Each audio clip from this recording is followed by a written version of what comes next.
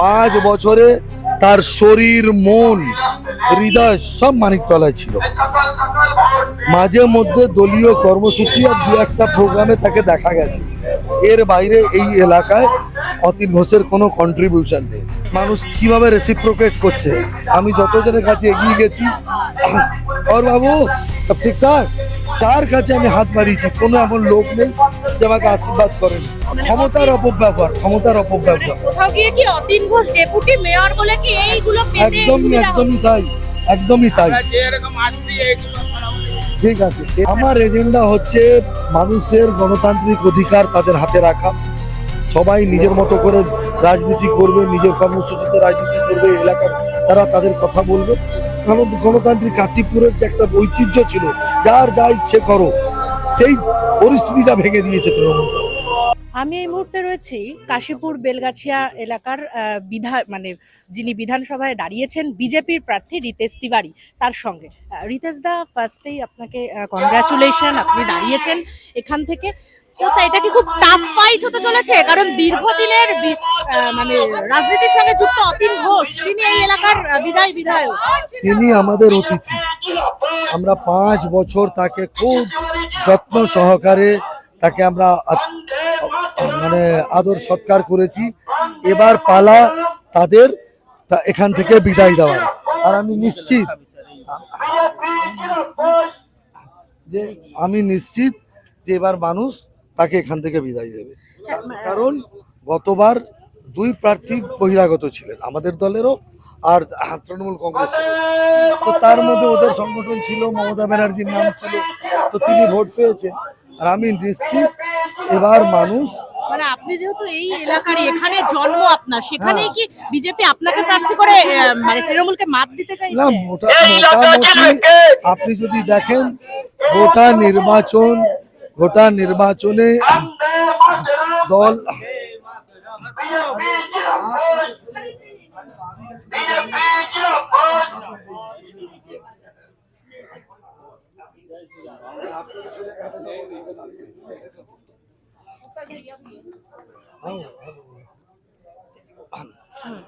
তো আপনি দেখবেন, আপনি যান গোটা এলাকায় ঘুরুন। এখন নয় আমি ঘুরছি, আমি ক্যান্ডিডেট, আমি বলবো, কিন্তু আপনি যে কোনো লোকের কাছে গান গিয়ে জিজ্ঞাসা করুন 5 বছরে এই এলাকার জন্য 2টো কাজ, যার জন্য মানুষকে ওনাকে আরেকবার ভোট দেওয়া উচিত, আপনি জেনে নিয়ে আসুন। সেই কাজ যেটা উনি বলবেন তার খবর নিন, তারপরে আপনি আমার রিয়াকশন নিন, তখন বুঝতে পারবেন। মমতা বন্দ্যোপাধ্যায় তো বলে 294টা কেন্দ্রে তিনি প্রার্থী, ওনাকে দেখে ভোট দিন। এমএলএ অতীন ঘোষ নির্বাচনে 5 বছর এখানকার মানুষ তাকে ভোট দিয়েছিল। 5 বছরে তার শরীর, মন, হৃদয় সব মানিকতলায় ছিল। মাঝে মধ্যে দলীয় কর্মসূচি আর দু একটা প্রোগ্রামে তাকে দেখা গেছে। এর বাইরে এই এলাকায় অতীন ঘোষের কোনো কন্ট্রিবিউশন নেই। তাই আমি মনে করি তিনি দীর্ঘদিনের রাজনীতিবিদ, তিনি অনেক দিনকার পুরনো নেতা।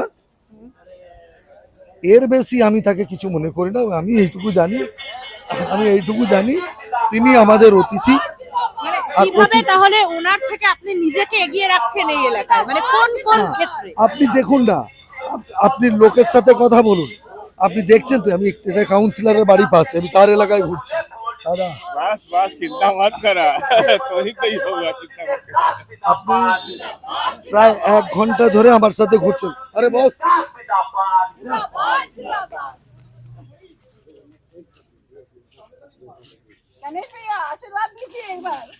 তো আপনি 1 ঘন্টা ধরে আমার সাথে ঘুরছেন, আপনি নিজে সেন্স করতে পেরেছেন নিশ্চয়ই মানুষকে দেখে, মানুষ কিভাবে রেসিপ্রোকেট করছে। আমি যতজনের কাছে এগিয়ে গেছি, আর বাবু সব ঠিকঠাক,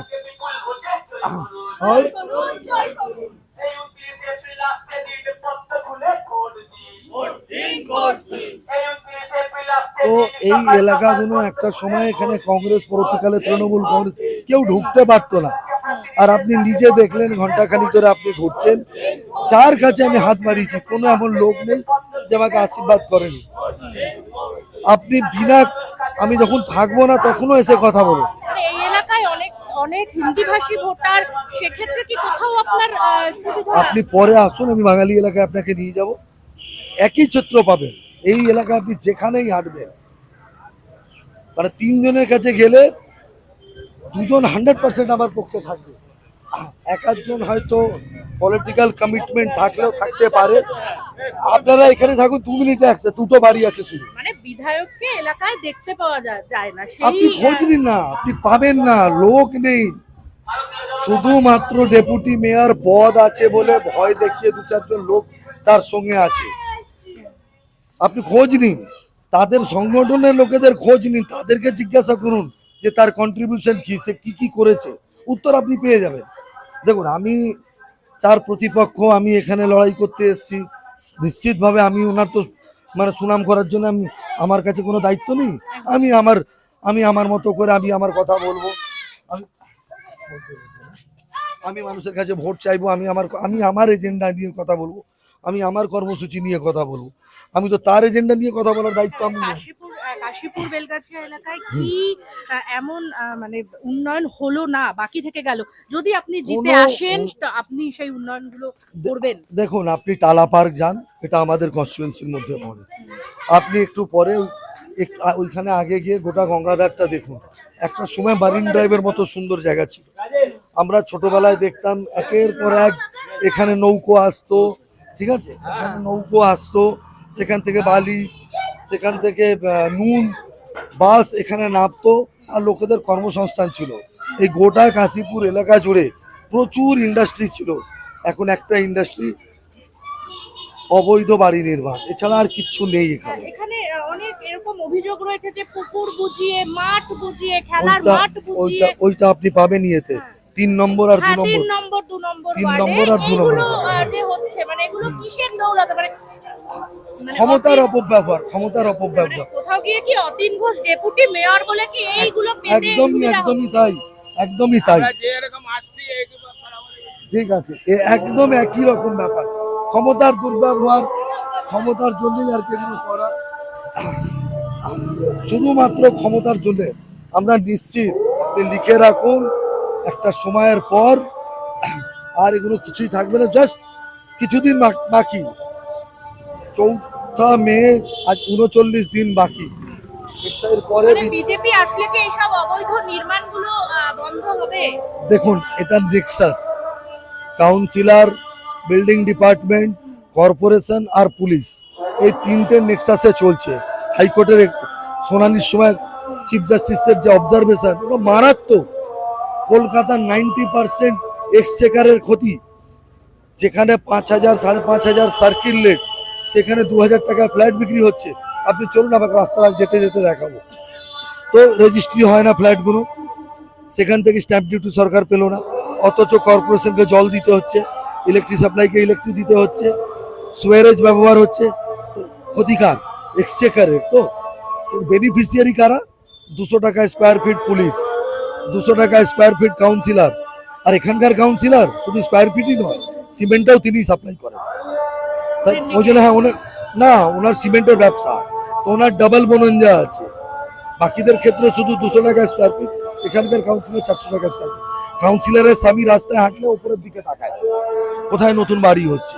বাকি কাউন্সিলররা মাটিতে মুখ দিয়েছে, ও উপরের দিকে নজর থাকে। এটা মানুষ দেখছে।